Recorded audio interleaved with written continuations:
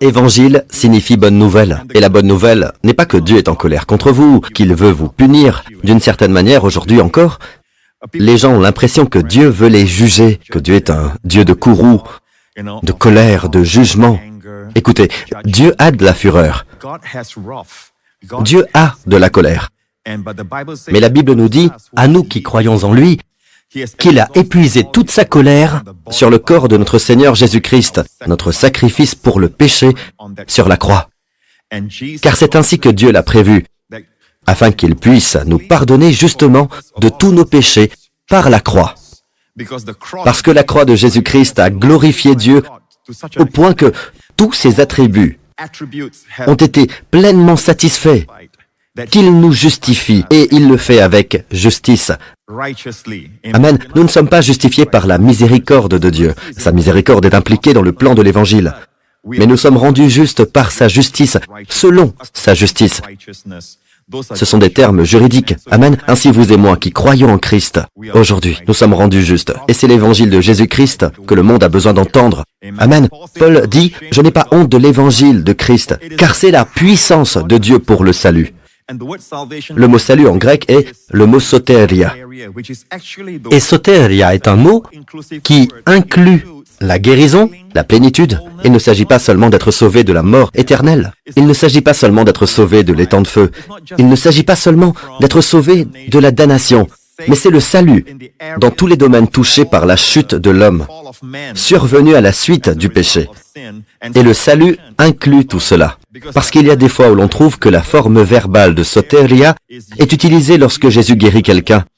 Comme lorsqu'il a parlé à la femme qui souffrait d'hémorragie et qui a été guérie. Il a dit, Jésus lui dit, « Ta foi t'a sauvé. » Certaines traductions disent, « Ta foi t'a guéri. » Mais en grec, « Ta foi t'a sozo. » Sozo est le verbe de soteria. La puissance de Dieu est donc libérée pour votre guérison, pour votre bien-être. Et le mot prospérer, amen, est aussi dans ce mot soteria. C'est le bien-être pour toute votre personne. Amen. Le bien-être pour votre famille et vous. Louez le Seigneur. C'est l'évangile de Jésus-Christ. Il vous sauve spirituellement. Amen. C'est la partie de nous qui est née de nouveau. Et puis il nous sauve dans notre esprit, dans nos émotions. Amen. Nous savons qu'aujourd'hui, il y a des gens qui sont très déprimés, surtout avec la pandémie. Il y a une augmentation du nombre de personnes souffrant de dépression, de personnes souffrant de toutes sortes de troubles mentaux. Et tout ça parce qu'ils ne savent pas comment gérer les retombées de la pandémie. L'évangile de Jésus-Christ vous sauve dans ce domaine. Il vous sauve spirituellement. Amen. Il sauve vos émotions. Alléluia. Il vous rend entier. Entier émotionnellement. Il vous rend mentalement paisible. Il vous rend équanime. Amen. Une paix qui gardera votre cœur et vos pensées en Jésus-Christ, dit la Bible. Et puis elle sauve votre corps, et c'est la guérison. Jusqu'à notre rencontre avec Jésus et que nous obtenions notre corps glorifié, notre corps a besoin de guérison. Dès maintenant, amen. Et nous aurons besoin de guérison jusqu'à ce que nous le voyions face à face, et l'Évangile inclut cela.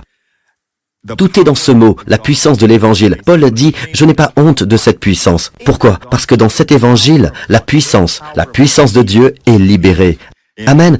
Dans quel but? Pour le salut, pour votre intégrité, pour votre bien-être, pour sauver votre esprit, votre âme et votre corps. Amen. Pour vous sauver dans toutes les circonstances qui sont tombées sous la malédiction. Amen. Pour vous sauver de tout cela, afin que vous soyez dans le monde, mais que vous ne soyez pas du monde. Amen. Vous pouvez marcher séparément. Vous pouvez marcher dans la sainteté. Amen. Séparé de tout ce qui est tombé sur cette terre à cause de la malédiction introduite par le péché d'Adam. Amen. La Bible dit que Dieu désire que tous les hommes soient sauvés au nom du Seigneur Jésus-Christ. Amen. Et cette puissance se trouve dans l'évangile de Jésus-Christ. Je suis tellement excité à l'idée de prêcher l'évangile de Jésus-Christ encore et encore. Vous savez pourquoi? Nous découvrons encore et toujours la grandeur de ce que le Père a dans son cœur lorsqu'il nous a donné cet évangile. Et cet évangile lui a coûté très cher. Amen. Il a donné son Fils. Il n'y avait pas d'autre moyen pour Dieu de nous sauver. Nous avions tous péché et quelqu'un devait mourir pour nos péchés.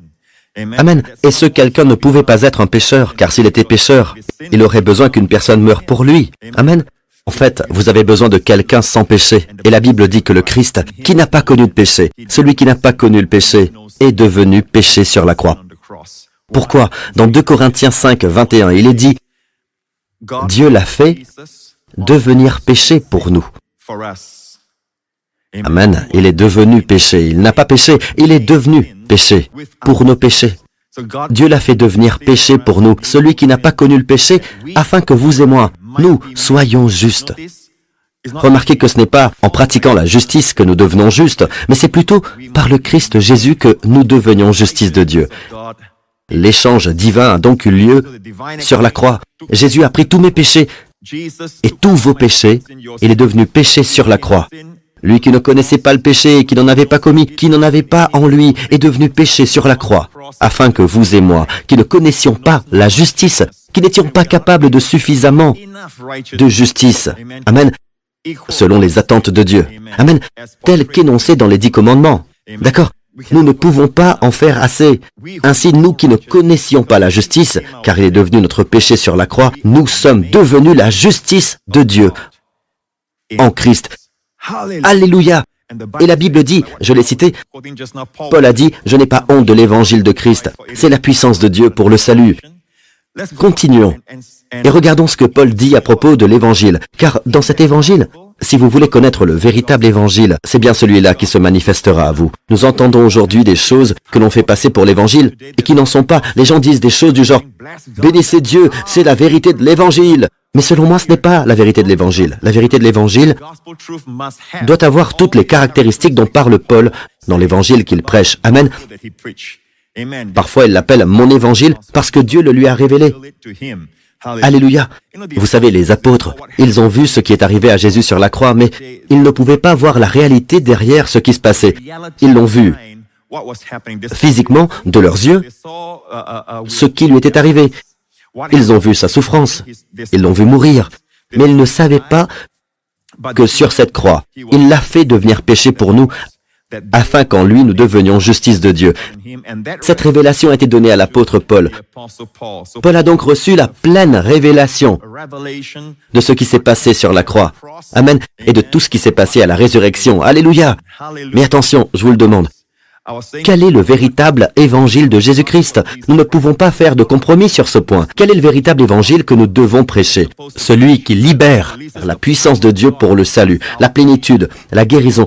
Quel est cet évangile? Il nous dit ensuite, en effet, c'est l'évangile qui révèle la justice de Dieu. Amen. Qu'est-ce qui est révélé? Le péché de l'homme? Oui, l'homme est pécheur, amen. Mais dans l'évangile du Christ, ce n'est pas le péché de l'homme qui est au centre. Ça, c'est une évidence. C'est pourquoi nous avons besoin d'un sauveur. Parce que nous avons péché. Mais l'accent de l'évangile, le véritable évangile de Jésus-Christ, se trouve là. Qu'est-ce qui est révélé? Il révèle la justice de Dieu. Et la justice de Dieu, mes amis, est un don.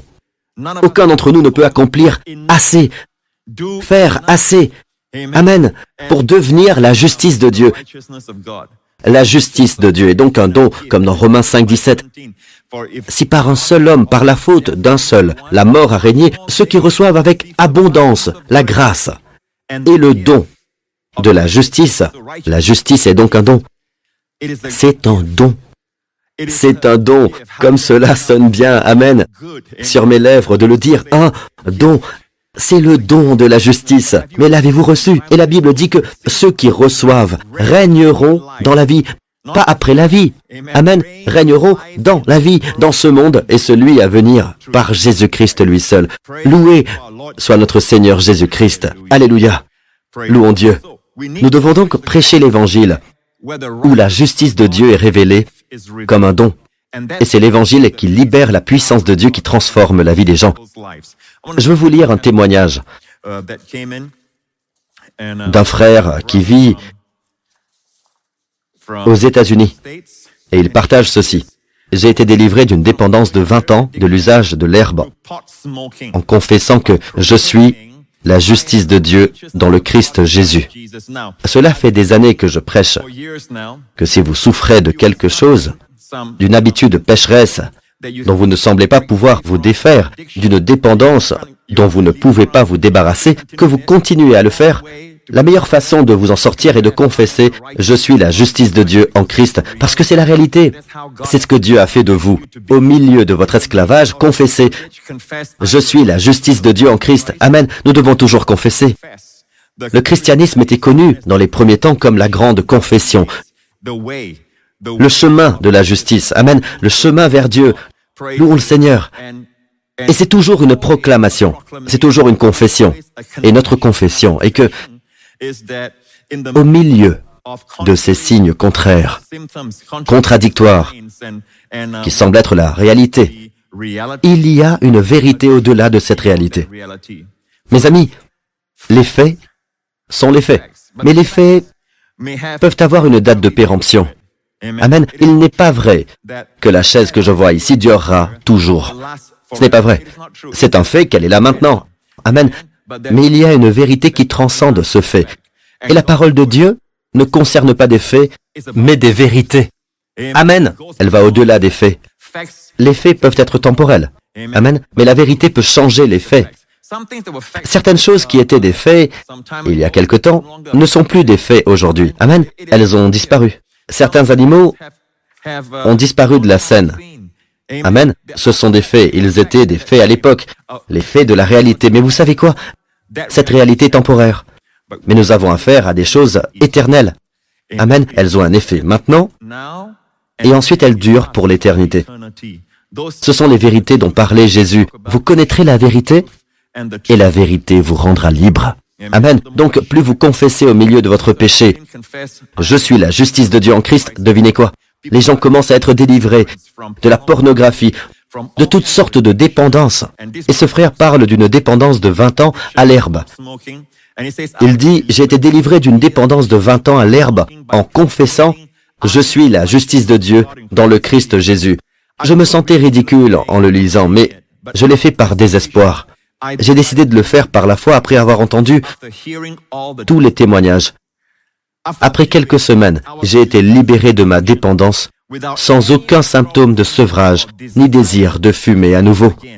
La vraie sainteté, mes amis, la vraie transformation, ce n'est pas d'arrêter quelque chose, alors que vous en avez toujours envie dans votre cœur, c'est même d'être délivré de ce désir. Alléluia, louons le Seigneur. Il dit qu'il a été délivré, non seulement de la dépendance, mais aussi de l'envie de fumer à nouveau. C'est un miracle parce que je n'ai jamais pu m'arrêter, même après de nombreuses tentatives. Je suis maintenant accro à l'évangile de la grâce. J'écoute les sermons de Joseph Prince tous les jours, parfois toute la nuit. J'ai toujours senti que j'avais un don pour aider les gens à dormir. Amen, louons le Seigneur. Mais je pensais que c'était par la prière. Quoi qu'il en soit, ma voix est assez apaisante. Alléluia. Je suis émerveillé par l'amour et la grâce de Jésus. La dépendance a commencé quand j'avais la cinquantaine et j'ai maintenant 70 ans. Il n'y a donc pas que les jeunes qui peuvent être libérés d'années de dépendance. Merci, Pasteur Prince. J'espère que ce témoignage encouragera quelqu'un. Amen, un frère de Caroline du Sud, aux États-Unis. Dieu soit loué. Alléluia. Mais aujourd'hui, je veux partager avec vous quelque chose qui va dans ce sens. Nous regardons un croyant et nous voyons un croyant qui souffre de dépression, qui est accro à la pornographie, ou qui a des problèmes de colère. Et nous savons que ce sont tous des péchés et que nous sommes censés dominer ces choses. Nous nous demandons donc ce qui se passe ici. Nous savons que la Bible dit que ceux qui reçoivent avec abondance la grâce et le don de la justice régneront à bien plus forte raison dans la vie par Jésus-Christ lui seul. Le Seigneur m'a dit, quand tu reçois le don de la justice, quand tu reçois le don de la justice, tu dois agir. Amen. Et même le ressentir dans tes émotions. Croyez-le au point où cela affecte vos émotions. Agissez en conséquence. Si vous dites que vous avez reçu le don de la justice, mais que vous vous condamnez mentalement, vous vous sentirez toujours coupable à l'intérieur. Vous êtes toujours conscient des péchés et ce n'est pas à cause du donateur que vous êtes toujours conscient de vos péchés. C'est comme si Jésus n'avait pas fait un bon travail à la croix. C'est comme si vous disiez, Dieu, je ne crois pas à ta parole quand tu dis que tous mes péchés ont été enlevés sur la croix. Quand tu dis que tu me déclares juste, parce que quand Jésus est ressuscité des morts, il est ressuscité sans mes péchés. Il y a quelques jours, à peine, il a porté tous mes péchés sur cette croix. Mais quand il est ressuscité sans eux. Cela signifie que tous mes péchés ont été enlevés. Et à cause de la résurrection de Jésus, La parole déclare que j'ai été déclaré juste. C'est ce que dit la Bible. Romains 4 dit, lui qui a été donné à cause de nos fautes, c'est le Christ, et qui est ressuscité à cause de notre justification. Donc, si nous n'étions pas déclarés justes, Christ ne serait pas ressuscité. C'est l'idée. Amen. Mais Christ a été ressuscité parce que nous avons été déclarés justes. Et le verset suivant dit, ainsi donc, déclarés justes, sur la base de la foi, nous avons la paix avec Dieu par l'intermédiaire de notre Seigneur Jésus-Christ. Dieu a donc envoyé Jésus pour qu'il devienne le second Adam. Nous devons comprendre cela, mes amis. Jésus est venu, même s'il est le Fils de Dieu, il n'est pas venu, écoutez bien, pour représenter Dieu aux yeux des hommes. C'est ce qu'il est, béni soit Dieu. Quelle manifestation de Dieu, amen, que nous voyons dans le Christ. Mais il est venu pour devenir homme. Amen. Et la parole s'est faite homme. Elle a habité parmi nous afin qu'il y ait une nouvelle race humaine. Non pas selon l'ordre du premier Adam, mais selon l'ordre du second Adam, le Seigneur Jésus-Christ, de sorte que tout ce qui arrive à la tête fédérale de la race, toute la race souffrira de ce que le chef fédéral a fait. S'il s'agit d'un péché, alors le péché retombe sur toute la race, sur toutes les générations. Amen. Vous ne pouvez pas dire, eh bien, c'est injuste, Pasteur Prince, je n'aime pas la façon dont les choses se passent. Non, écoutez mes amis, si votre grand-père était mort à l'âge de 3 ans, vous ne seriez pas là aujourd'hui, n'est-ce pas? Nos vies sont toutes intimement liées à nos pères et à nos grands-pères et à nos arrière-grands-pères jusqu'à Adam. Amen. Le péché est également transmis par le sang. Amen. Et par la chair humaine. Amen. Tout le monde, chaque enfant, naît dans le péché. Chaque enfant est innocent, mais il est né dans le péché dans le sang. Amen. Nous avons donc besoin du salut. Nous devons être sauvés, nous devons naître de nouveau. Jésus est donc venu pour être le chef fédéral d'une nouvelle race. Alléluia. Et il y a même une traduction qui dit, si quelqu'un est en Christ, il est une espèce nouvelle. Le Christ est venu pour être le chef d'une nouvelle espèce d'être humain. Amen. Une dans laquelle Dieu trouvera le plaisir et la joie, louez le Seigneur, parce que c'est son rêve. Alléluia. Lorsque le premier Adam est tombé, tous les hommes sont tombés avec lui. De même, la Bible dit, beaucoup seront rendus justes par l'obéissance d'un seul. Amen. Tous ceux qui croient en Christ sont rendus justes. Remarquez encore que la Bible dit, par la désobéissance d'un seul homme, beaucoup ont été rendus pécheurs. Beaucoup seront rendus justes par l'obéissance d'un seul. En fait, je ne me suis pas rendu juste, vous ne vous êtes pas rendu juste par votre obéissance, ni moi par la mienne. Nous sommes rendus justes par l'obéissance d'un seul homme. Et qui est cet homme? Notre Seigneur Jésus-Christ. Amen. Donc, une fois que nous sommes conscients de cela, de ce combat spirituel, il nous faut garder l'esprit sur cette vérité parce que la Bible dit, nous renversons les raisonnements et tout obstacle qui s'élève avec orgueil contre la connaissance de Dieu et nous faisons toute pensée prisonnière. Écoutez, et nous faisons toute pensée prisonnière pour qu'elle obéisse à Christ. Il ne s'agit pas d'amener toute pensée à obéir au Christ. Je vous le dis, c'est un cycle de défaite sans fin. Ça ne marchera jamais. C'est une guerre que d'amener chaque pensée à l'obéissance du Christ. En d'autres termes, concentrez-vous sur son obéissance. Cela vous éloigne de vous-même. Au lieu de vous préoccuper de vous-même, préoccupez-vous du Christ. Au lieu de vous attribuer le mérite de vos efforts, de vos actions, donnez toute la gloire à Jésus qui a tout fait. Alléluia. Vous vous concentrez donc sur son obéissance. C'est par l'obéissance d'un seul homme que je suis rendu juste. Alléluia. C'est le combat spirituel. Et cela nous dit que le dispositif du diable, Hasatan en hébreu, son nom signifie procureur. Procureur est un terme juridique. Même le nom de Satan est un terme juridique. Quelqu'un qui poursuit. Et un procureur ne parle pas de vos bons points. Amen. Je suis sûr que tous les criminels qui ont été dans les tribunaux, ils avaient de bons points, j'en suis sûr, bien sûr. Mais le travail d'un procureur n'est pas de faire ressortir les bons points, mais plutôt les mauvais points. Donc, le travail de Satan n'est pas de faire ressortir vos bons points, mais de vous montrer vos mauvais points ce que vous avez fait mal, ce que vous n'avez pas fait. Et même si vous avez fait quelque chose de bien, ce n'est pas assez. Ce n'est pas assez. Vous avez donc ce harcèlement constant, ce sentiment constant de péché, ce sentiment constant de condamnation. C'est un amoncellement de culpabilité sur vous, et vous ne savez pas d'où cela vient. Et c'est pourquoi, plus vous êtes égocentrique, plus vous êtes obsédé par la pensée, « Oh, il y a tant de choses que je n'ai pas faites. Oh, j'ai mal fait telle ou telle chose. Je ne peux m'en prendre qu'à moi-même. » Vous commencez alors à penser à ce que vous auriez dû faire. Comme vous êtes égocentrique, vous devenez dépressif. Je pense que c'est Corrie ten Boom qui a dit « Regardez autour de vous et vous serez en détresse.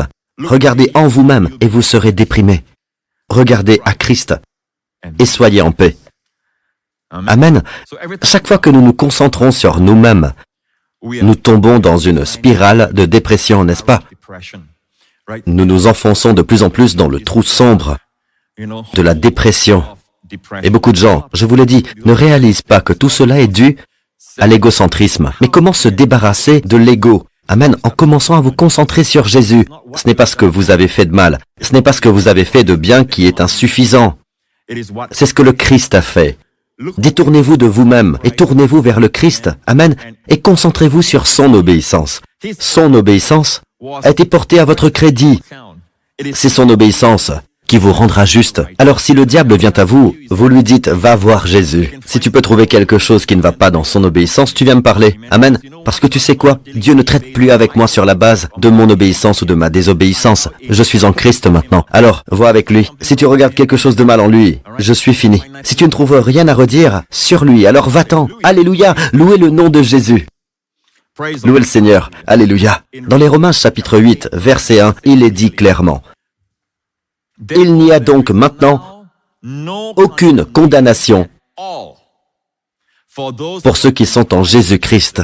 Il n'y a donc maintenant aucune condamnation.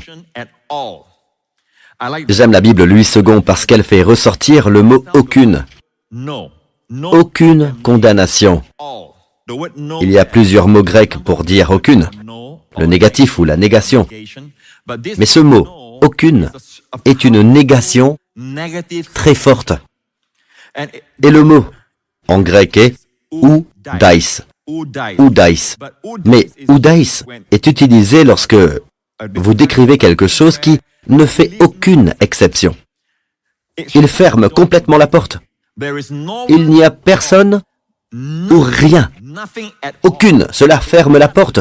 Ne laisse aucune exception. D'accord? Et il est dit oudais, condamnation. Il n'y a aucune condamnation sous aucune forme, dans aucune dimension. Amen. Aucune condamnation. Il n'y a donc maintenant aucune condamnation pour ceux qui sont en Christ Jésus. J'aimerais m'arrêter ici et dire ceci. Pour vous et moi, nous sommes dans le Christ Jésus. Le mot Christ Jésus, vous verrez que Paul l'utilise dans ses récits. Cela toujours pour décrire notre Seigneur Jésus tel qu'il est aujourd'hui, après la résurrection. Après qu'il soit allé rejoindre le Père, il est connu dans les écrits de Paul sous le nom de Christ Jésus. Alors que lorsque Paul ou les apôtres se réfèrent à Jésus lorsqu'il était sur terre, d'accord, avant sa mort, son enterrement et sa résurrection, il est connu sous le nom de Jésus-Christ. Yeshua ha-Nazari. Jésus de Nazareth. Il le connaissait comme Jésus. Alors, le Christ est son ministère, sa vocation. Amen. Il est venu pour être le Messie. Jésus-Christ. Amen. Mais quand il est ressuscité des morts, c'est le Christ qui vient en premier, le Christ Jésus. Donc chaque fois que vous voyez Christ Jésus, cela se réfère à Jésus tel qu'il est aujourd'hui, à la droite du Père, couronné de gloire et d'honneur, pas Jésus-Christ tel qu'il était lorsqu'il était sur terre, d'accord? Mais le Christ Jésus. Donc nous sommes dans le Christ Jésus maintenant. Quand cela s'est-il produit? Depuis quand Dieu ne nous voit-il que dans le Christ Jésus? Quand cela s'est-il produit? Cela s'est passé sur la croix. Lorsque Paul a dit, souvenez-vous-en, j'ai été crucifié avec Christ. Nous savons que notre vieil homme a été crucifié avec lui. C'est là que vous et moi, notre histoire dans le Christ Jésus s'est produite. Où Dieu nous a-t-il mis en Christ? Sur la croix. Il ne nous a pas mis dans le Christ quand il était bébé à Bethléem. Il ne nous a pas mis en lui quand il marchait le long du rivage de Galilée. Il ne nous a pas mis en lui à ce moment-là. Il nous a mis en lui quand il était sur la croix. Dieu nous a mis en Christ. Tout d'abord notre vieil homme. Quand Dieu nous a mis là, il a mis notre vieil homme là, n'est-ce pas? Je ne parle pas de notre papa, d'accord? Notre vieil homme, notre vieille nature. Dieu nous a mis là, et quand le Christ a été crucifié, nous avons été crucifiés avec lui. Quand il est mort, nous sommes morts en lui. En ce qui concerne Dieu, ce sont des réalités au-delà des faits, d'accord? Et lorsque Dieu a ressuscité Jésus d'entre les morts, nous avons tous été ressuscités en lui. Amen. Nous sommes ressuscités avec Jésus. L'ancienne nature a disparu. La nouvelle nature est advenue. Les vieilles choses ont disparu. Nous sommes maintenant une nouvelle création en Christ et nous sommes ressuscités en lui. Alléluia, nous sommes ressuscités avec lui. Nous sommes maintenant dans le Christ Jésus. Laissez-moi vous dire ceci. Si nous étions en Jésus-Christ lorsqu'il était sur terre, ce serait déjà pas mal. Alléluia. Mais non, nous sommes dans le Christ intronisé et glorifié à la droite du Père. Lorsque le Père lui a dit « Assieds-toi à ma droite », vous et moi, nous sommes assis en lui. Permettez-moi de dire ceci, d'accord? Nous devons comprendre que nous séparons souvent Jésus de nous-mêmes lorsque nous pensons « Oh, c'est le Fils de Dieu. Dieu l'a ressuscité parce qu'il est le Fils de Dieu. C'est pourquoi Dieu l'a ressuscité d'entre les morts. » Mais la Bible dit que lorsque Jésus a été lavé de nos péchés, il s'est assis. En d'autres termes, s'il n'avait pas réussi à purifier nos péchés, en nous pardonnant nos péchés, en faisant table rase des péchés de notre vie, il ne pourrait pas s'asseoir, même s'il était le Fils de Dieu, parce qu'il est venu en tant qu'homme, appelé à faire la volonté du Père, qui est de mourir pour nous sur la croix et d'apporter la nouvelle alliance dans nos vies. Amen. Il doit accomplir cela. Il est venu en tant qu'homme, afin que vous et moi ayons le confort et la confiance de venir à Dieu en sachant que nous avons un homme dans la gloire. Mes amis, vous rendez-vous compte de cela? L'un d'entre nous est entré dans le Saint des Saints. Amen. Et il est là pour nous représenter, vous et moi. Vous savez, même le mot « représenter », bien qu'il soit vrai, c'est en fait plus que cela. C'est une représentation dans le sens où aucun ministre ou aucun membre du Parlement ne peut représenter. C'est plus que cela. C'est comme si vous étiez à l'intérieur du député au tribunal, n'est-ce pas? Nous sommes en lui. Donc, dans ce sens, c'est une représentation en étant présent dans le Christ. Ainsi, lorsque Dieu regarde Jésus, il vous regarde vous aussi. En d'autres termes, Dieu ne vous verra jamais en dehors du Christ. Quelqu'un a dit, quand Dieu nous regarde, c'est comme un plafond au-dessus de nous. Et le plafond est le Christ. Donc il nous voit à travers le Christ. Même cette illustration ne rend pas vraiment compte de la situation, vous savez, parce que le mot « dans le Christ Jésus », la meilleure façon dont je peux l'exprimer, c'est comme si nous étions complètement englobés. Oui, c'est le mot « englobé », vous savez, E-N-G-L-O-B-E, accent aigu S, englobé, c'est comme être dans un globe, complètement. Nous sommes dans un globe, n'est-ce pas? Comme si vous étiez dans l'océan le plus profond, et l'eau autour de vous, l'eau au-dessus de vous, en dessus de vous, autour de vous, tout autour. Et vous êtes dans le Christ Jésus. C'est ainsi que vous êtes un avec lui. Quand le Père vous regarde, il vous voit englobé en Christ. Amen. Et tout ce que Jésus a fait, vous l'avez fait, en ce qui concerne le Père. La seule chose qu'il a faite, et que vous et moi n'avons pas faite, bien sûr, c'est d'enlever nos péchés en vertu de notre propre personne. Amen. Mais après cela, tout ce que le Père lui a fait sur la croix nous est arrivé. Lorsque le Père l'a ressuscité d'entre les morts, nous avons été ressuscités avec lui. C'est notre véritable identité. Et c'est dans ce contexte que la Bible dit, « Il n'y a donc maintenant aucune condamnation pour ceux qui sont en Jésus-Christ. » Comment cela est-il possible? Posez-vous la question suivante. Jésus peut-il être condamné? Il n'y a donc maintenant aucune condamnation pour ceux qui sont en Jésus-Christ. Louons le Seigneur. De même, si vous lisez attentivement Romains 6, il est dit que le Christ est mort, et c'est pour le péché qu'il est mort, une fois pour toutes, et qu'il est ressuscité. Vous aussi, tout de même, faites votre compte. Certaines Bibles utilisent ce mot de la comptabilité. Considérez-vous. Considérez que Christ est mort, et c'est pour le péché qu'il est mort une fois pour toutes. Vous êtes mort au péché une fois pour toutes. De quelle manière Jésus est-il mort au péché? Jésus est-il mort à cause du péché? Non. Il n'a jamais commis de péché. Sommes-nous donc morts au péché? Non. Nous pouvons encore pécher si nous le voulons, pas vrai? Ce n'est pas pour cela que Jésus est mort. Il est mort au péché. Il est mort à la condamnation et à l'imputation du péché.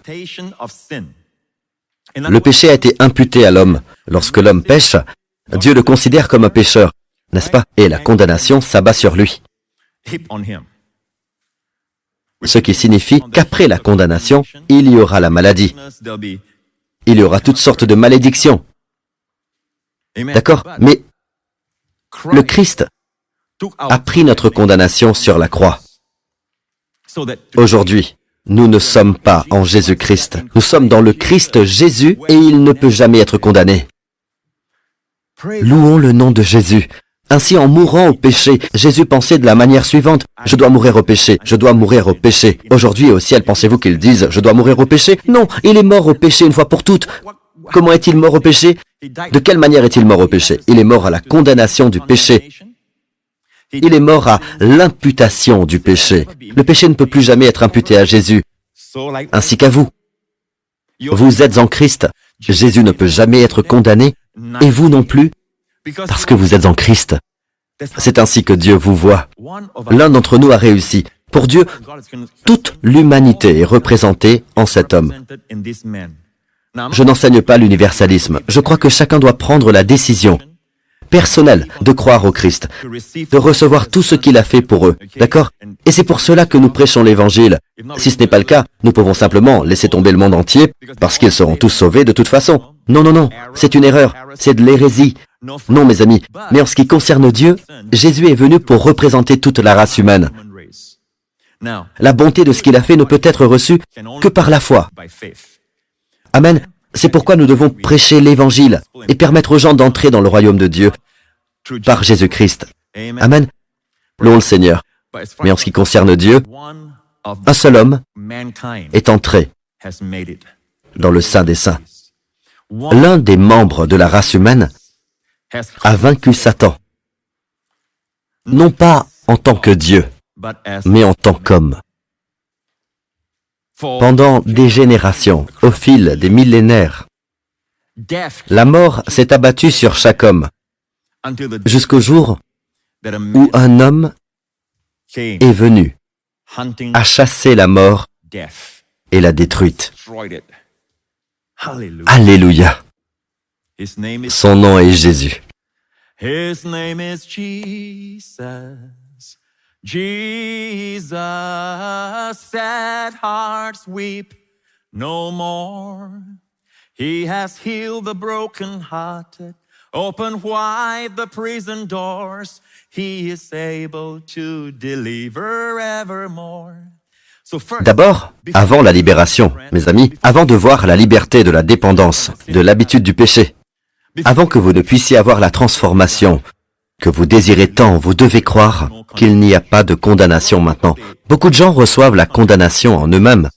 Et cela me fait penser à ce que le Seigneur m'a dit lorsque je cherchais à ce sujet. C'était l'année dernière, je m'intéressais à un certain sujet. C'est-à-dire que je me disais que beaucoup de gens ont entendu cette vérité. Et chez ceux qui ont entendu cette vérité, je peux voir comme la vie de beaucoup a été transformée à travers leurs témoignages. Il y a aussi ceux qui ne sont pas transformés. Et ce que je veux, bien entendu, c'est des résultats à 100%. Bien sûr, je sais que la volonté humaine entre en jeu dans tout cela. Mais je suis quelqu'un qui a vraiment faim de tout ce que Dieu a pour nous. Et vous, amen?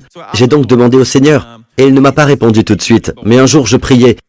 Je me souviens avoir prié et j'ai entendu ces mots. Des mots très simples. Une ligne après l'autre. Elles me sont venues à l'esprit pendant que je priais. J'ai dû me lever de ma prière, prendre un stylo et mon cahier et écrire mot pour mot ce que j'ai entendu dans mon esprit, ce que le Seigneur m'a dit. Et je veux vous le lire parce que c'est le même cahier où j'ai écrit ce que le Seigneur m'a dit pendant la prière et c'est ce qu'il m'a dit. L'année dernière, quand il est venu à moi, si fortement, successivement. Et vous savez, je vais dire ceci, et au début vous allez dire, eh bien, Pasteur Prince, ce n'est pas profond. Cela semble si simple. Mais n'est-ce pas l'habitude de Dieu de partager des choses simples avec vous, mais qui changent la vie? Amen. Cela peut être un tournant dans votre vie quand vous l'entendez. D'accord? Et voici ce qu'il m'a dit. Jésus ne peut pas porter la culpabilité pendant que vous portez la culpabilité. Jésus, nous savons qu'il a porté notre culpabilité sur la croix. N'est-ce pas? Il est devenu responsable de tous nos péchés, mais Dans un sens, la croix est intemporelle.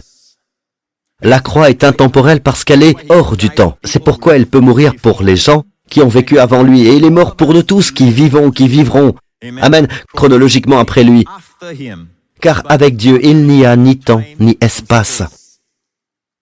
Il y a un éternel maintenant. Et il me dit que si vous voulez bénéficier, j'illustre ce qu'il m'a dit en une ligne. Laissez-moi vous dire ce qu'il a dit. Jésus ne peut pas porter la culpabilité pendant que vous portez la culpabilité. La culpabilité ne peut pas être à deux endroits. La culpabilité ne peut pas être à deux endroits. Soit elle est sur lui, soit elle est sur vous. Soit elle est sur lui, soit elle est sur vous. Si c'est sur vous et que vous la supportez, ça ne peut pas être sur lui. Si c'est sur lui, ce n'est pas sur vous. Vous vous dites, pasteur, c'est tellement simple. Écoutez, là où se trouve la culpabilité, il ne peut y avoir de restauration. Si la culpabilité est sur lui, alors la restauration est sur vous. S'il a pris votre culpabilité, amen, la restauration vient à vous. Et quand il a partagé cela avec moi, tout de suite, ça m'a rappelé les 5 sacrifices. Les 5 sacrifices du livre du Lévitique symbolisent le sacrifice unique du Christ sur la croix. Il faut 5 sacrifices du Lévitique pour nous montrer ce qui est arrivé à Jésus sur la croix. L'un d'entre eux, le sacrifice du repas, se réfère en fait à sa vie entière, d'accord? Mais les autres se réfèrent à cet acte unique du Christ sur la croix. Je vais me concentrer sur le sacrifice de culpabilité. Le sacrifice de culpabilité. Dans de nombreuses traductions, on l'appelle le sacrifice de culpabilité. Le mot hébreu est hacham, le sacrifice de culpabilité. Il y a donc un sacrifice de culpabilité. Tout d'abord, il y a l'Holocauste, puis il y a le sacrifice du repas ou du gâteau, le sacrifice de paix, le sacrifice pour le péché, et enfin, le sacrifice de culpabilité. Voici ce que dit le sacrifice de culpabilité. Dans le Lévitique 6, il est dit ici, à propos de l'Hacham, qui est le sacrifice de culpabilité, lorsqu'il péchera ainsi et se rendra coupable, il restituera l'objet qu'il a volé, ce qu'il a extorqué, le dépôt qui lui avait été confié, l'objet perdu qu'il a trouvé, ou tout objet à propos duquel il a fait un faux serment. Il le restituera ou restaurera intégralement. Restituer comment? Intégralement. Y ajoutera un 5e et le remettra à son propriétaire. Donc, en d'autres termes, 100%, c'est l'intégralité plus 20%. Donc c'est 120% pour la personne que vous avez blessée. Le même jour où il offrira son sacrifice de culpabilité. Il s'agit donc de la procédure du sacrifice de culpabilité ou hacham. Amen. Le dernier sacrifice mentionné dans le Lévitique, le premier étant, encore une fois, l'Holocauste, le sacrifice de repas, le sacrifice de paix, le sacrifice pour le péché et ensuite le sacrifice de culpabilité. Dans la Bible d'Arby, il est question du sacrifice pour le délit. En fait, le mot utilisé est culpabilité, le sacrifice de culpabilité. Nous avons un sacrifice pour le péché, un sacrifice pour la culpabilité. Nous avons déjà un sacrifice pour le péché, le 4e du Lévitique. Pourquoi y aurait-il un sacrifice de culpabilité? Parce que souvent nous nous sentons coupables. Et ce n'est pas tout, c'est une véritable culpabilité qui se produit lorsque vous savez que vous avez fait quelque chose de mal. La Bible dit dans l'Ancien Testament que la seule façon de s'en débarrasser est de rembourser quelqu'un que vous avez volé, fait chanter, trompé ou quoi que ce soit d'autre. Vous devez rembourser et réparer les dégâts à hauteur de 100% de la valeur de ce que vous lui avez volé ou dérobé. Et ce n'est pas tout. Il est dit que vous devez ajouter 20% à cette valeur. En d'autres termes, vous devez donner 120%, pas vrai? Dieu n'a-t-il parlé de cela que pendant cette période? Mais regardez ce qui s'est passé sur la croix. Jésus a pris la place de celui qui avait transgressé, qui avait péché, n'est-ce pas? Jésus a pris la place de celui qui avait fait le mal. D'accord? Extorqué. Toute la liste est mentionnée dans le Lévitique. Jésus a pris la place. Il a pris votre place et ma place, au lieu que nous soyons sur la croix.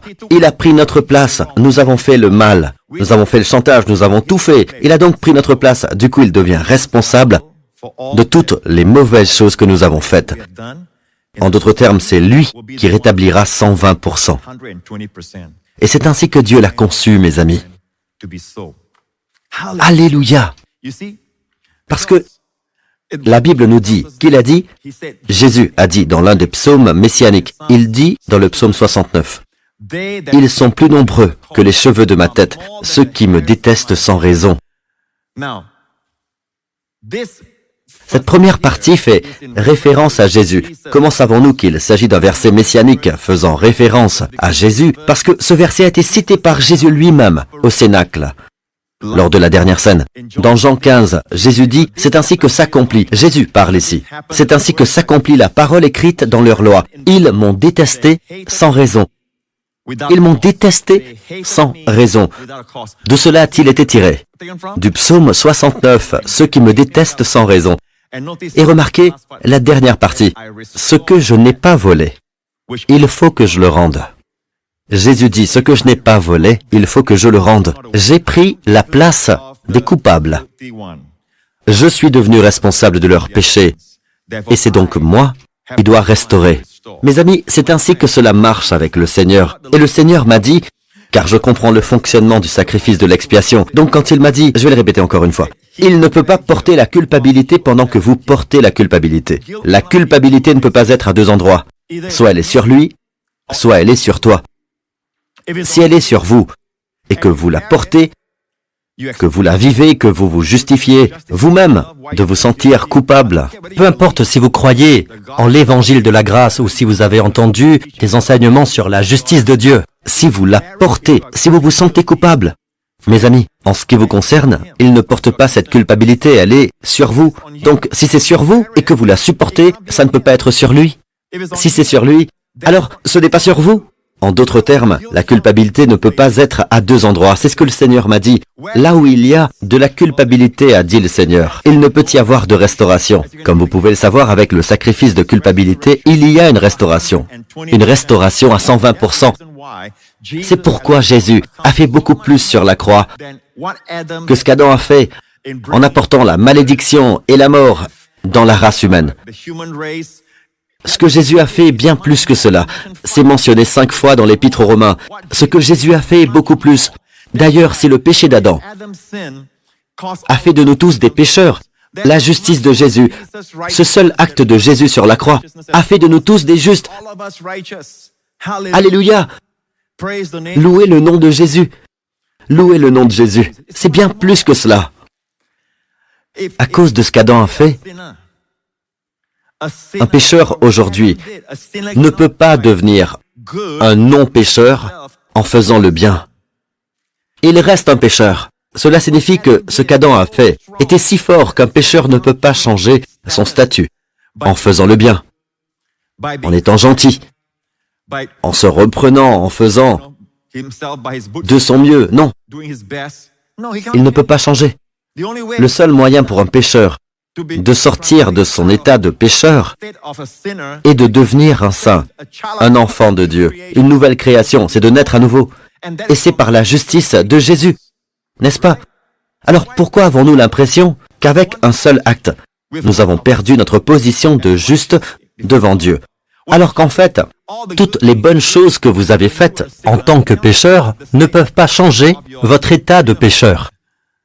Si je puis dire, qu'est-ce qui vous fait penser aujourd'hui que parce que vous avez failli ici ou là, que vous avez même péché, que cela a changé votre position de juste devant Dieu? Non, le péché est mauvais, mais le fait de le savoir vous permettra de régner sur votre péché. Louez le Seigneur. Merci Jésus. Le Seigneur dit donc que là où il y a de la culpabilité, il ne peut y avoir de restauration. Eh bien, si la culpabilité est sur lui, alors la restauration est sur vous.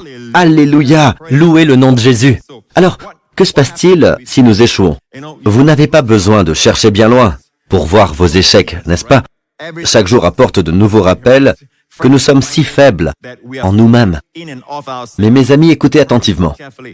La chair est toujours en nous et je pense que Dieu nous laisse avec la chair, même après notre nouvelle naissance, pour nous rendre humbles, pour nous rappeler que nous avons besoin de lui. Sinon, nous nous sentirions comme ces gens qui pensent qu'après une victoire, ils sont maintenant forts et qu'ils ne tomberont pas. Non, mes amis, la chair est toujours là, n'est-ce pas? Vous avez donc tendance à pécher, vous n'avez pas besoin de chercher bien loin pour voir vos échecs, même spirituellement, même parfois quand vous dormez. D'accord? Quand vous êtes éveillé, vous voyez tellement plus de choses, n'est-ce pas? toutes ces tentations de péché, ces sentiments comme la colère qui monte, l'amertume, la dépression et même se sentir effrayé et inquiet, toutes ces choses sont des péchés pour Dieu. Et oui, c'est le cas. Nous parlons souvent des péchés plus grands, mais Dieu parle de toutes ces choses dans la Bible. Même les craintifs et les incrédules sont deux groupes qui vont dans l'étang de feu. Alors mes amis, comment vaincre le péché? Non mes amis, si vous savez cela aujourd'hui, cela vous donne un nouvel espoir et la confiance en Dieu. Vous savez pourquoi? Nous sommes pleins de faiblesses, pleins de péchés, mais nous avons droit à ce que Jésus a fait. Tant que nous ne recevons pas la culpabilité, d'accord? Nous regardons la croix et chaque fois que nous échouons, que ce soit en pensée, en parole ou en acte, d'accord? Nous regardons la croix et nous disons, Seigneur, je te remercie d'avoir porté cette culpabilité. Amen.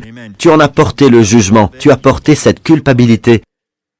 Et je te remercie, Seigneur. Je suis libéré de cette culpabilité. Ne vous condamnez pas et commencez à déclarer, je suis la justice de Dieu en Christ. Vous pouvez avoir une servitude dans un certain domaine, mais plus vous le confesserez, plus vous régnerez sur elle. Et ce n'est pas tout, ne vous arrêtez pas là. Souvenez-vous de ceci. À cause de ce péché, vous avez maintenant droit, et je le dis parce que je me base sur les Écritures, vous avez maintenant droit à une restauration à 120% de la part du Seigneur. Et c'est ainsi que le Seigneur a conçu les choses. En d'autres termes, chaque fois que vous échouez, c'est une chance pour vous de recevoir 120% de restauration. Amen. Si Adam n'avait jamais péché, laissez-moi vous dire ceci, si Adam n'était jamais tombé, et cela dépasse l'entendement de beaucoup de gens, mais la gloire de Dieu se trouverait juste dans la création. Mais aujourd'hui, la couronne du Sauveur est sur Jésus. Alléluia. Le salut est plus grand que la création. Louons le Seigneur. La Bible dit que quand un homme perd, plutôt qu'il a été volé ou dépouillé d'une vache, vous devez lui rendre 5 vaches. Imaginez un homme qui vient de se faire voler une vache, puis le coupable se fait prendre. Il doit maintenant restaurer 5 vaches. Je l'imagine le soir en train de le dire à sa femme. « Tu sais, chérie, cette vache se faisait vieille. Je suis si heureux que nous avons maintenant 5 jeunes vaches. » Il en est ressorti gagnant. Permettez-moi de le dire avec révérence, car vous pouvez le comprendre. Dieu en est sorti gagnant.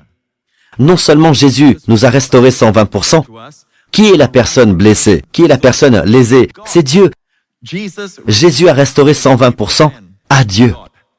Jésus a donc rétabli l'adoration à 120% en notre nom. 120% d'adoration en notre nom.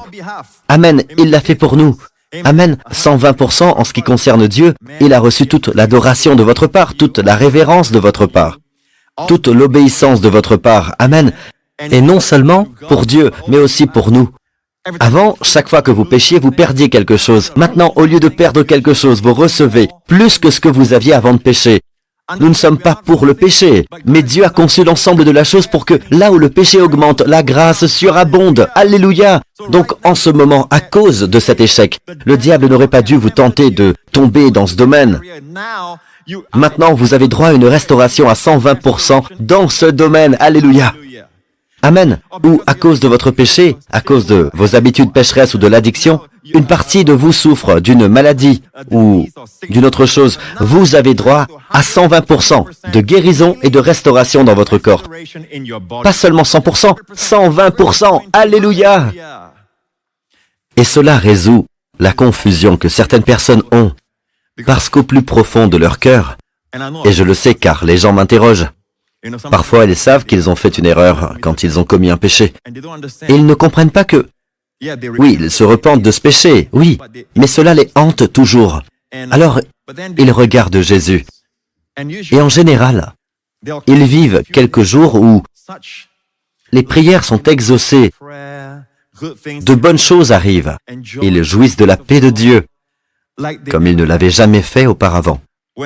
Quand ils marchaient avec Dieu, ils n'ont jamais eu les expériences qu'ils ont eues après la chute, après avoir été restaurés. Entendez bien, je ne dis pas qu'il faut pour cela pécher. Plus encore, Paul n'a pas dit cela.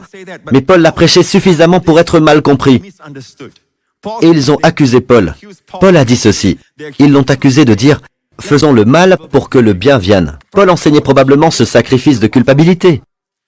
Alléluia! Comment notre Seigneur Jésus-Christ le représente. en mourant sur la croix.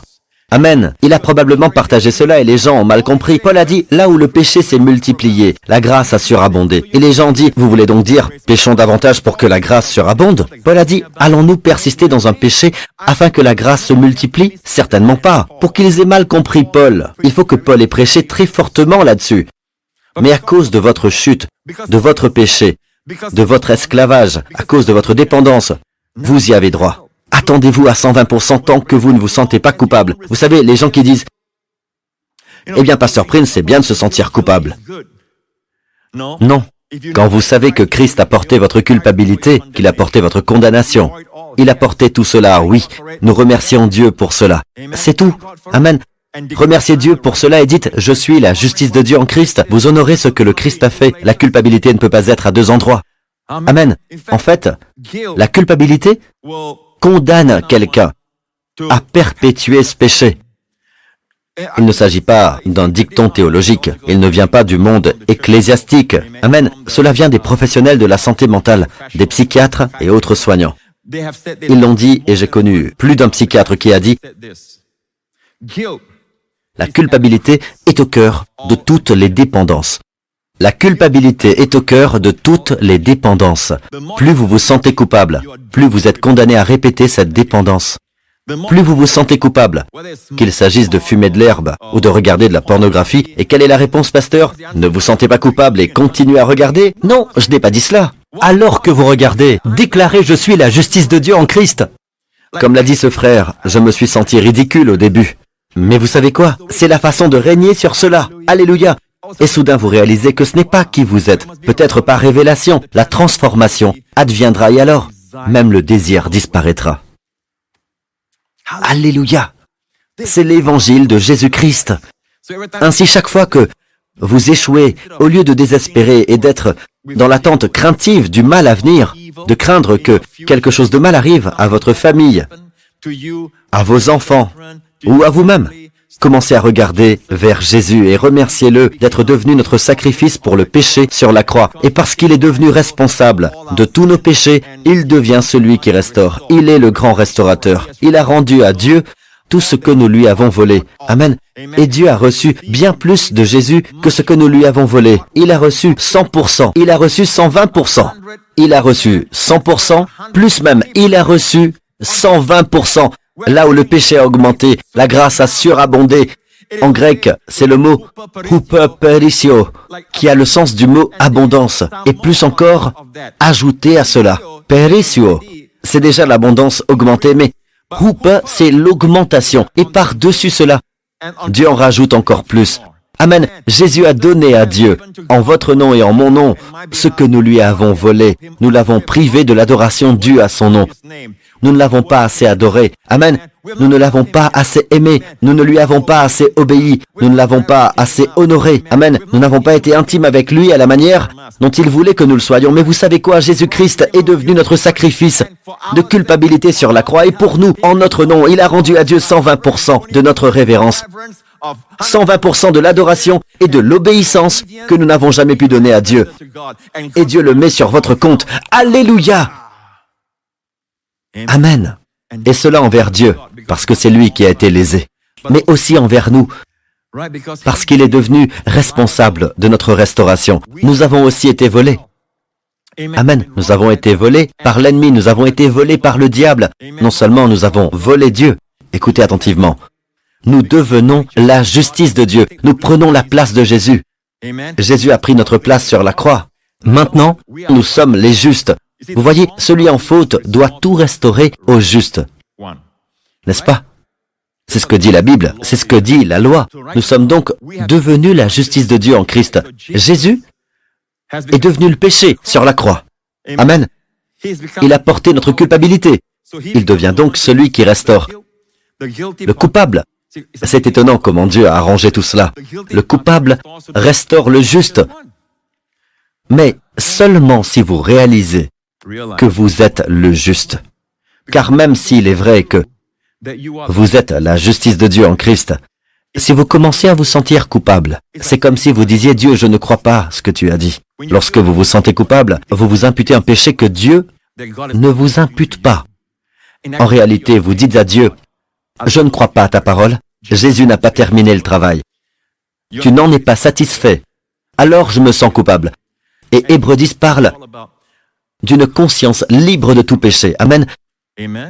Une conscience libre de tout péché. Qu'est-ce que cela signifie? Cela signifie que si le prix qui a été payé est un bon prix, amen, je ne devrais pas avoir de péché sur ma conscience. S'il arrive que je doive de l'argent à quelqu'un et que je ne peux pas le payer, chaque fois que je le vois, j'ai une dette sur la conscience. J'essaie de l'éviter si je peux. Pourquoi? Parce que j'ai une dette sur la conscience. Pourquoi? Elle n'a pas été payée. Mais supposons que quelqu'un ait payé cette personne en mon nom. Amen. Et qu'on me le dise. Qu'on me dise que la personne a payé. Maintenant, quand je vois cette personne, je n'ai pas de dette sur ma conscience, je peux la regarder dans les yeux. Mais il s'est passé plus que cela. Ce que Jésus a fait pour nous, c'est plus que de payer mon créancier. N'est-ce pas? Vous savez quoi? Jésus l'a surpayé en votre nom et en mon nom. Disons que je devais 10 000 $. Jésus est venu et lui a donné 1 million de dollars. En fait, même 1 million de dollars n'est pas représentatif. Mais Jésus lui a donné 1 million de dollars. Ce que je devais à l'homme, je ne peux pas le payer. Je ne peux pas payer les 10 000 $. Mais Jésus lui a dit ceci. Je sais qu'il ne peut pas payer les 10 000 $. Mais en ce nom, je restaure. D'accord? Et quand Dieu restaure, c'est toujours plus que la plénitude de ce qui doit être restauré. Il a donné 120%. Imaginez donc que ce type reçoive 1 million de dollars, d'accord? Alors maintenant, ce type est devenu un gagnant. Grâce à moi. Grâce à moi. Je peux donc le regarder dans les yeux et lui dire, « Hey, qu'on aille manger un morceau, entre amis, dans un de ces restos pas trop tape à l'œil, mais un bon resto, un 5 étoiles ou un Michelin. Allez mon ami, c'est toi qui paies. Pourquoi? Grâce à moi, il est riche. Amen, il est devenu riche grâce à moi. Pouvez-vous comprendre cela? Il y a autre chose. Si quelqu'un a payé votre dette, mais que vous ne le savez pas, est-elle toujours payée? Est-elle toujours payée? Oui, elle est payée, mais si vous ne l'avez pas su, vous ne le savez pas, cela vous profitera-t-il ou vous sentirez-vous toujours coupable? Y a-t-il encore de la culpabilité sur votre conscience lorsque vous verrez votre créancier? Y a-t-il de la culpabilité sur votre conscience? Oui. Mais la réalité est qu'il a été payé et qu'il a reçu 1 million de dollars grâce à vous. Mais l'ignorance ou si quelqu'un vient vous dire « cette personne a été payée », donc ne t'inquiète plus de la dette. Et je ne crois pas le messager. Si vous ne croyez pas ce que je vous dis aujourd'hui, c'est la même chose. Quel sera l'effet? Même si elle est payée, si vous ne croyez pas le messager, en ce qui vous concerne, c'est comme si vous n'aviez pas payé. Vous ressentez toujours le trouble, la frustration, la dépression lorsque vous pensez à votre condition. Vous ne pouvez pas passer du pays de la dette au pays de l'équité, de la terre de l'équilibre à la terre de l'abondance, parce que vous êtes toujours endetté. Vous êtes déprimé, mais en réalité le prix a été payé. Non seulement il a été payé, mais cet homme s'est enrichi grâce à vous. Nous nous adressons hardiment à Dieu car vous devez comprendre cette réalité. Il a été enrichi par la rédemption.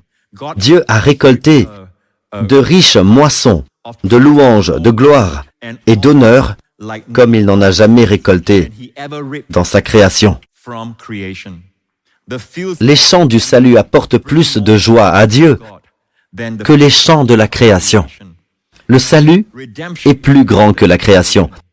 Je sais que les gens vont dans la création en essayant de trouver la solution à leur maladie et essayer de trouver de la nourriture ou des suppléments qu'ils peuvent prendre de la nature, de la terre. Mais il ne faut pas oublier, mes amis, que la terre est maudite depuis que l'homme a péché. Le sol est maudit depuis que l'homme a péché. Même la bonne nourriture n'est plus aussi bonne qu'avant. D'accord? Elle est déchue maintenant. Nous ne pouvons donc pas nous fier à la création. Prenez donc vos vitamines, prenez vos médicaments, bien sûr, écoutez le médecin et tout le reste, mais le salut complet est notre espoir. Amen. Jésus a donc accompli le salut pour nous. Amen. C'est mon espoir pour ma santé, pour mon bien-être, pour ma tranquillité d'esprit, pour ma marche avec Dieu. Amen. Tout ce que je veux de Dieu, je l'ai. Je ne regarde pas la nature, je regarde le salut. Louons le Seigneur. Et c'est du salut que Dieu a reçu une plus grande gloire. Amen. Du salut. Alléluia. Alléluia. Vous savez, quand Dieu est mort sur la croix, nous ne réalisons pas que quand Jésus est mort sur la croix, sa mort a accompli chaque attribut de Dieu. La justice. Amen. La justice de Dieu. La justice inflexible. Tout cela, quand Jésus est mort sur la croix, il a versé son sang. Il a pleinement satisfait à toutes les exigences d'un Dieu saint en matière de justice, de sainteté, pour vous et moi. La mort de Jésus a pleinement accompli, a démontré que Dieu est juste aujourd'hui en nous rendant justes. En d'autres termes, si nous croyons en Christ et que Dieu ne nous rend pas justes, ce sera injuste pour Dieu. Et je le dis avec respect, c'est ainsi que Dieu l'a conçu. Dieu est juste en nous déclarant justes, vous et moi. Alléluia. Alors que se passe-t-il, mes amis, lorsque vous tombez dans le péché? Est-ce que vous vous y accrochez et dites, « Oh, tu sais, je n'aurais pas dû faire ça. Je n'aurais pas dû le faire. Oh Dieu, s'il te plaît, pardonne-moi, Seigneur. S'il te plaît, je t'en prie, pardonne-moi. » Et vous vous sentez coupable tout le temps. Maintenant, les mots sont corrects, pardonne-moi. Je ne critique pas les mots, mais le sentiment. Que ressentez-vous? Vous vous sentez coupable? Vous vous sentez condamné? Au lieu de déclarer qu'il n'y a aucune condamnation. Et écoutez, mes amis, cela ne crée pas de licence. Certaines personnes pensent, eh bien, vous dites aux gens, quand ils pêchent, confessez qu'il n'y a pas de condamnation. Confessez que vous êtes la justice de Dieu en Christ. Oui, mes amis, car Jésus a dit à la femme prise en flagrant délit d'adultère, moi non plus, je ne te condamne pas. Vas-y et désormais ne pêche plus. Regardez l'ordre dans lequel cela arrive. Ce n'est que lorsque vous ne recevez pas de condamnation que vous êtes habilité à aller et à ne plus pécher. Mais l'Église a pris le problème à l'envers. D'abord, ne péchez plus. Laissez-moi voir votre vie, puis nous ne vous condamnerons pas. Ce n'est pas la voie de Jésus. Jésus a dit à la femme prise en flagrant délit d'adultère, plutôt, moi non plus. Je ne te condamne pas. Vas-y et désormais ne pêche plus. Si vous recevez le don d'aucune condamnation, alors que vous êtes encore dans le péché, cela vous rendra plus fort. Cette vérité doit être prêchée de manière à ce que les gens ressentent l'absence de condamnation, qu'ils réalisent à quel point Dieu les aime, à quel point l'œuvre de Jésus sur la croix a été parfaite pour effacer tous leurs péchés, que cela leur permette de régner dans la vie. Alléluia. Amen. Et cela s'applique aussi au domaine de la santé et de la guérison, de la provision. Lorsque vous échouez dans certains domaines, il y a cette petite voix qui vient et qui vous dit, tu sais, là, tu ne peux que vivre de mauvaises choses. Même ta voiture ne fonctionnera pas aussi bien. Les choses vont mal se passer au travail. Il n'y aura pas de promotion pour toi. Il n'y aura que de la défaveur pour toi maintenant parce que tu as échoué. Tu sais ce que tu as fait hier. Tu sais ce que tu as fait hier soir. Au lieu de vous tourner vers Jésus, vous vous y complaisez. Et maintenant, la culpabilité est sur vous, n'est-ce pas? La culpabilité ne peut pas être à deux endroits. Non, vous devez regarder à Jésus et dire, Seigneur, tu as pris cette culpabilité. Tu es devenu mon sacrifice de culpabilité. Et pendant ce temps, vous tombez de plus en plus amoureux de lui. Plus vous le voyez. Amen. Et puis vous recevez, à cause de cela, je reçois une restauration à 120%. Vous y avez droit. Louez Dieu. Je reçois ceci. Au nom de Jésus, je reçois 120% de prospérité dans mon domaine d'activité. Oui, croyez Dieu pour cela. Parce que, quel que soit le domaine qui a été volé, c'est dans ce domaine que la restauration aura lieu. Le diable vous a volé votre santé. Croyez en Dieu pour la guérison. Amen. Si le médecin vous a donné un rapport négatif, vous allez à Jésus et vous dites, « Seigneur, je te remercie de m'avoir guéri. » Si le diable dit que c'est à cause de votre péché, c'est à cause de vous, de votre péché, au lieu de vous sentir coupable de ce qu'il a dit, dites, « Seigneur, je te remercie d'avoir porté ce péché dans ton corps. Tu es devenu responsable, Seigneur. Tu as pris mon péché. Maintenant, je reçois ta restauration à 120%. Je reçois une longue vie et la santé pour chaque cellule, chaque organe, chaque fibre de mon être, au nom de Jésus. Amen. Recevez, dites, je reçois 120% de guérison. Amen, dans mon corps maintenant, au nom de Jésus. Et la partie qui était faible fonctionnera encore mieux que les 100% que vous aviez avant d'en être dérobé. Alléluia. Merci Seigneur Jésus. Merci Seigneur Jésus. Amen. Maintenant encore, je veux prier pour vous. Je vois déjà la restauration de Dieu s'opérer. Louez le Seigneur, mes amis. Alors, débarrassez-vous-en, d'accord? Débarrassez-vous-en. Ne la retenez pas. La faveur de Dieu ne peut pas couler si vous vous condamnez vous-même.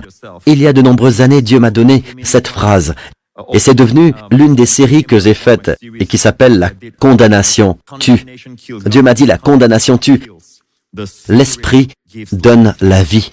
Je n'ai même pas encore atteint le verset 2, le verset suivant. Après avoir dit, il n'y a donc maintenant aucune condamnation, et il est dit, en effet, la loi de l'esprit qui donne la vie en Jésus-Christ m'a libéré de la loi du péché et de la mort. Alléluia! La loi de l'esprit de vie dans le Christ Jésus, mes amis, vous a libéré de la loi du péché et de la mort. Mais comment cela se fait-il, Pasteur Prince, que malgré cela, une simple grippe peut me vaincre, ramper à plat ventre? Je ne comprends pas pourquoi c'est ainsi. Parce que je crois qu'avant le verset 2, il y a le verset 1. Vous savez, 2 vient après 1, n'est-ce pas? Et le verset 1 dit, il n'y a donc maintenant aucune condamnation. Je crois qu'à chaque fois que nous avons ce genre d'idée, nous prenons une goutte de condamnation, et il y a une conséquence. Amen. Nous disons que Dieu a menti sur ce qu'il a dit à propos de ce que Jésus a fait, n'est-ce pas? Chaque fois que nous prenons la condamnation ou la culpabilité sur nous, nous devons payer les conséquences, n'est-ce pas? Quand on se sent coupable, on a envie de payer, n'est-ce pas? Le mot anglais pour culpabilité est ce mot guilt. Il vient de l'étymologie du vieil anglais G-Y-L-T, culpabilité, péché, défaut moral, manquement au devoir. Mais il vient aussi du mot gildan, du vieil anglais, qui signifie payer pour quelque chose, s'acquitter d'une dette. Donc, à chaque fois que vous vous sentez coupable, vous voulez payer, n'est-ce pas? Votre corps est si intelligent que les gènes que Dieu a mis en nous sont conçus de telle manière que si vous voulez payer, si je crois avoir fait le mal, j'ai fait quelque chose de mal, je veux payer pour ça. En fait, vous vous punissez vous-même. Vos gènes vont produire des maladies. Les médecins parlent de maladies auto-immunes lorsque le système immunitaire combat contre ses propres tissus. Son propre corps, d'accord? C'est la maladie auto-immune. Et cela peut arriver. Vous vous battez contre vous-même. Vous êtes une guerre civile ambulante parce que vous vous jugez. Chaque fois que vous vous jugez, votre corps est en fait conçu de cette façon. Il est assez intelligent pour se dire des choses comme ça. Pas assez intelligent pour avoir la sagesse de Dieu. Intelligent dans le sens où il est capable de transmettre le message que vous voulez transmettre. Amen. À toutes les cellules. Il faut se punir. Créons une maladie. Amen. Parce que la parole, aucune condamnation. Dans condamnation, il y a damnation. C'est la condamnation, le résultat du jugement. Quand Adam a péché, le résultat du jugement est la faiblesse, la maladie, la vieillesse et la mort. N'est-ce pas? Tout cela s'est produit. Bien sûr, le premier résultat immédiat a été la mort spirituelle. Et tout cela s'est produit quand Adam a péché. Tous les résultats, le mot condamnation n'est pas seulement la condamnation en elle-même, mais l'idée des résultats. Tous les résultats sont là et il n'en reste plus un seul dans votre vie et ma vie en Christ Jésus. Nous devons déclarer cela parce que la Bible dit que l'esprit de foi est « j'ai cru, c'est pourquoi j'ai parlé ». Nous devons déclarer chaque jour « Je te remercie Père, je suis la justice de Dieu en Christ ». Dites-le après moi. Amen. Je suis la justice de Dieu en Christ. Amen. Maintenant dites ceci. La loi de l'esprit de vie dans le Christ Jésus m'a libéré de la loi du péché et de la mort.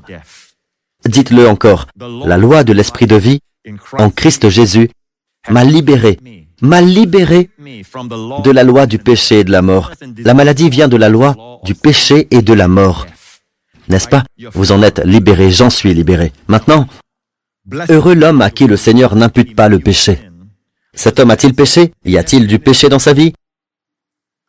Certains disent, eh bien, c'est un homme qui est juste, qui marche dans la sainteté. Mais mes amis, s'il en était ainsi, pourquoi Dieu lui imputerait le péché?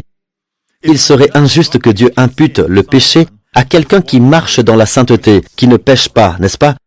Ce verset ne signifie pas quelque chose que pour les gens qui ne sont pas parfaits, n'est-ce pas? Les gens qui échouent encore ici et là. Amen. Mais nous échouons ici et là. Amen. Il est donc dit, heureux l'homme à qui le Seigneur ne tient pas compte de son péché. Et d'ailleurs, le mot « pas » ici vient en fait des deux mots grecs qui renforcent la négation. C'est un mot combiné. Ou « mais » signifie une forte négation. Dieu ne vous imputera en aucun cas le péché. Il ne m'imputera aucun péché. L'homme est béni. Nous pouvons maintenant ressentir la bénédiction. Waouh! Comme il est béni, l'homme qui, même lorsqu'il échoue, lorsqu'il pêche, Dieu ne le lui impute pas. Cela vous donne-t-il envie de pécher? Non, cela vous donne envie de tomber amoureux de lui encore plus et de vivre pour sa gloire. Amen. Mais la vérité demeure.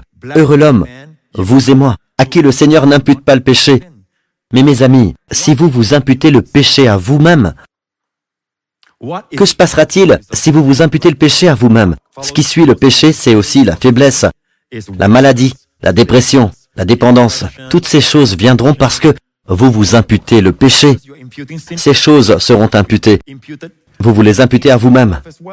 Mais mes amis, si vous êtes d'accord que Dieu ne vous imputera jamais le péché, alors de la même manière, tout ce qui résulte du péché, maladie, faiblesse, dépendance, condamnation, mort, vous ne l'accepterez pas. Amen. Savez-vous pourquoi?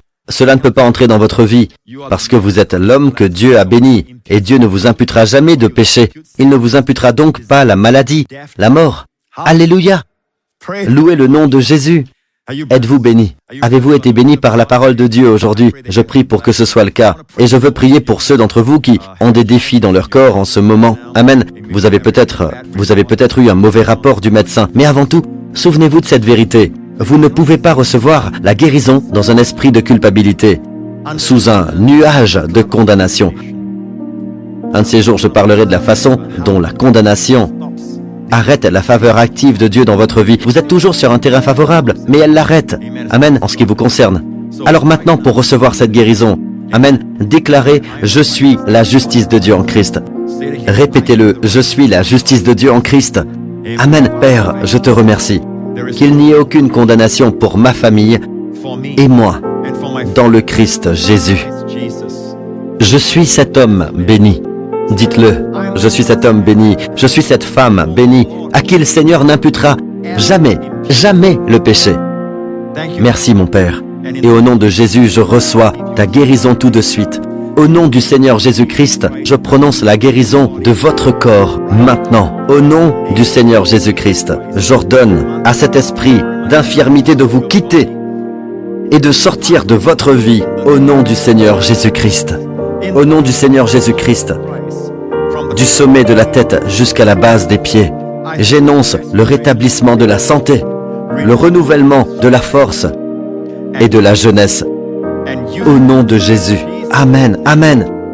Maintenant, commencez à faire ce que vous ne pouviez pas faire auparavant. Si vous ne pouviez pas plier votre bras, faites-le maintenant. Vous ne pouvez pas vous courber le dos, commencez à le faire maintenant. Regardez ce que le Seigneur a fait. Je pense que beaucoup ont été touchés, beaucoup ont été guéris. Amen. Pas à cause du pasteur Prince, c'est le nom de Jésus. C'est lui qui a rétabli la guérison à 120% pour vous. Recevez-la tout de suite. Dites, je reçois 120% de guérison pour cette partie de mon corps. Maintenant. Amen. Recevez-le tout de suite. Je reçois 120% de guérison pour cette partie de mon corps. En d'autres termes, non seulement vous serez guéri, mais vous aurez des utilités dans ce domaine dont vous n'avez jamais rêvé. Amen. En d'autres termes, la restauration est toujours plus grande que la précédente. Amen. Maintenant, au nom de Jésus, si vous n'avez jamais mis votre confiance en Jésus-Christ, je crois qu'en ce moment même, vous êtes prêt à mettre votre confiance dans le Christ et d'un seul coup, vous pouvez passer du royaume des ténèbres au royaume de la lumière, du pouvoir de Satan au pouvoir de Dieu. Amen. Dis maintenant, au nom de Jésus, vous pouvez naître de nouveau. Amen. En mettant votre confiance dans le Christ. Et je sais que vous venez d'entendre l'Évangile. Alors en ce moment même, cette réponse dans votre cœur, même votre cerveau, votre esprit dit beaucoup de choses que vous ne comprenez pas. Amen. Il essaie de justifier certaines des vérités que vous connaissez dans votre cœur. Parce que votre cœur est plus profond que votre tête. Votre tête est superficielle. Votre esprit est superficiel. Amen. Votre esprit est basé sur des faits qui ne sont peut-être pas éternels. Amen. Alors maintenant, la vérité a atteint votre cœur. La vérité de l'Évangile. Répondez en adressant cette prière au Seigneur. Dites, Seigneur Jésus, je te remercie. Tu es mort sur la croix pour tous mes péchés. Tu es devenu mon sacrifice pour le péché, mon sacrifice pour la culpabilité sur cette croix. Et je te remercie que le sang que tu as versé ait satisfait les justes exigences d'un Dieu saint.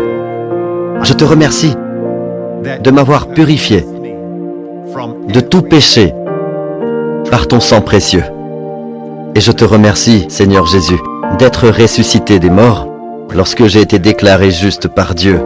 Père céleste, je te remercie d'être maintenant mon Père. Je suis ton Fils.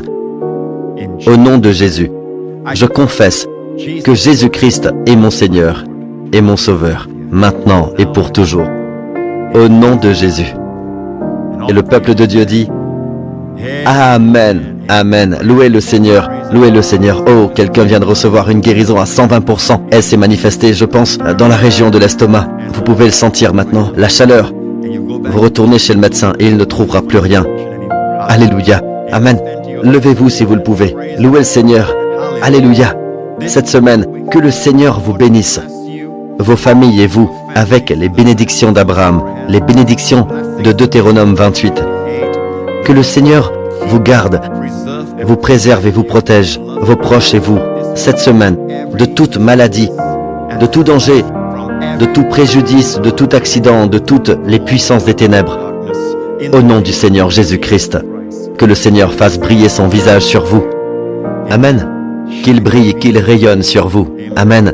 Et que le Seigneur vous accorde à vos familles et à vous-même son merveilleux shalom, sa santé, sa plénitude et sa paix. Au nom du Seigneur Jésus-Christ.